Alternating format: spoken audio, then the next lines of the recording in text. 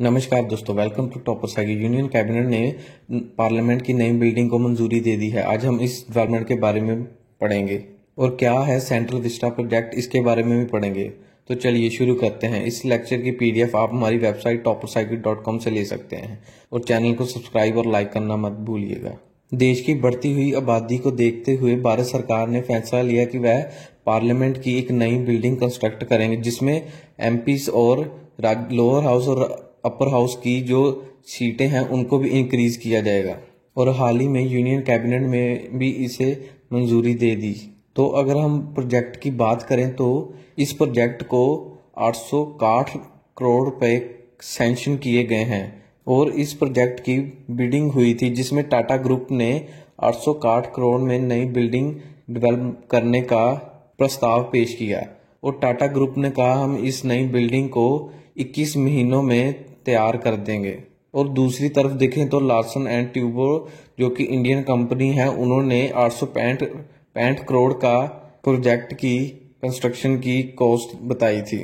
मगर दोनों बिडर्स को देखकर टाटा ग्रुप जो कि लोएस्ट बिडर था और इसी के साथ गवर्नमेंट ऑफ इंडिया ने टाटा ग्रुप को यह प्रोजेक्ट सौंपा और गवर्नमेंट ऑफ इंडिया ने इस प्रोजेक्ट को सेंट्रल विस्टा नाम दिया। और इस प्रोजेक्ट के अधीन एक नई बिल्डिंग तैयार की जाएगी पार्लियामेंट की, जो कि ट्रायंगुलर शेप में होगी और साथ ही जो कॉमन सेंट्रल सेक्रेटरीज हैं उनके भी ऑफिस तैयार किए जाएंगे। जो राजपथ मार्ग है 3 किलोमीटर का, उसको भी रिवैम्प किया जाएगा और साथ ही Rashtrapati Bhavan to India gate को भी एक्सटेंड किया जाएगा। सेंट्रल विस्टा प्रोजेक्ट जो कि सेंटर की पब्लिक वर्क डिपार्टमेंट है, उनके द्वारा ये सब फंडिंग देखी जाएगी। और साथ ही गवर्नमेंट की एजेंसी ने बताया कि जो नई बिल्डिंग होगी वह पार्लियामेंट हाउस की स्टेट प्लॉट नंबर 118 पर निर्माण होगा उसका। ये 3D पिक्चर है नए पार्लियामेंट की, जो ट्रायंगुलर शेप में ये नया पार्लियामेंट होगा और जो पीछे राउंड है वो हमारा पुराना पार्लियामेंट होगा। सेंट्रल विस्टा प्रोजेक्ट के अधीन जो हमारी पार्लियामेंट की पुरानी बिल्डिंग है उससे अब इंक्रीज करके 1400 नई सीटें और ऐड करेंगे। तो टोटल मेंबर्स 1400 होंगे जो लोअर हाउस और अपर हाउस में बैठेंगे। और सरकार का कहना है कि जो हमारा पार्लियामेंट है इसे 19वीं सदी में बनाया गया था, किंग जॉर्ज जो 5th थे उनके टाइम पे। तो वो बिल्डिंग काफी पुरानी होने के कारण हमें ये नई बिल्डिंग तैयार करनी पड़ेगी।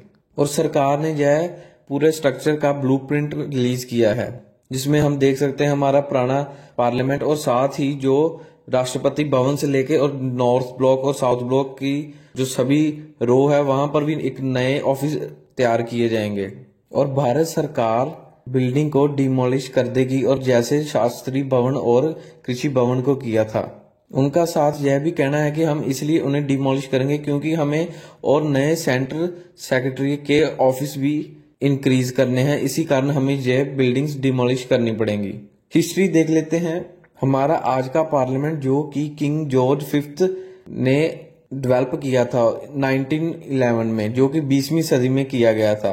और उन्होंने पहली बार कलकत्ता से जो कैपिटल थी ब्रिटिश इंडिया की, दिल्ली में लेकर आए और उन्होंने अनाउंसमेंट किया कि जो दिल्ली दरबार है उसे एक ग्रैंड असेंबली हम घोषित करेंगे।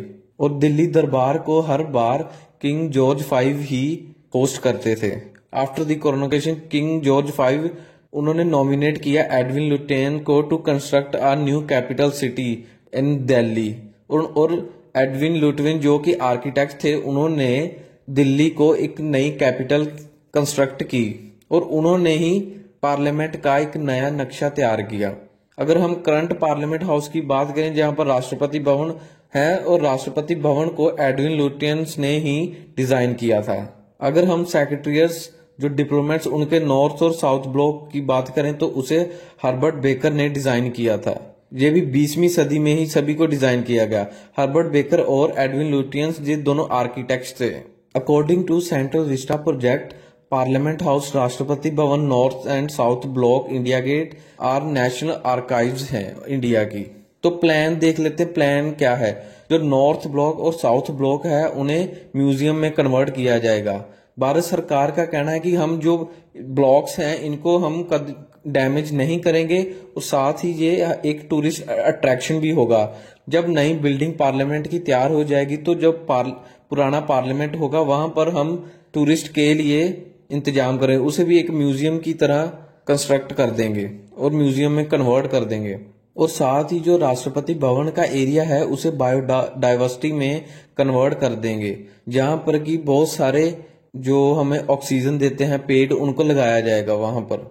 और साथ ही दोस्तों भारत सरकार का कहना है कि हम इस प्रोजेक्ट को इसलिए अनाउंस कर रहे हैं क्योंकि हमारी जो मिनिस्ट्रीज हैं और उनके जो अगर नीचे सेक्रेटरीज हैं उनको पर्टिकुलर ऑफिस नहीं है, हमें उन ऑफिस को किराए पे लेना पड़ता है और इसी कारण हमने ये प्रोजेक्ट लॉन्च किया। और साथ ही उन्होंने कहा हम एक साल में 2000 से 3000 करोड़ ऑफिस को रेंट में लेने पर ही खर्चा कर देते हैं। तो इसी कारण हम अगर जो पैसा होता है वहां पर रेंट पर देते हैं, हम उसी को इसमें ऐड करके एक नया पार्लियामेंट और नई बिल्डिंग्स तैयार करेंगे, नॉर्थ ब्लॉक और साउथ ब्लॉक और राष्ट्रपति भवन भी।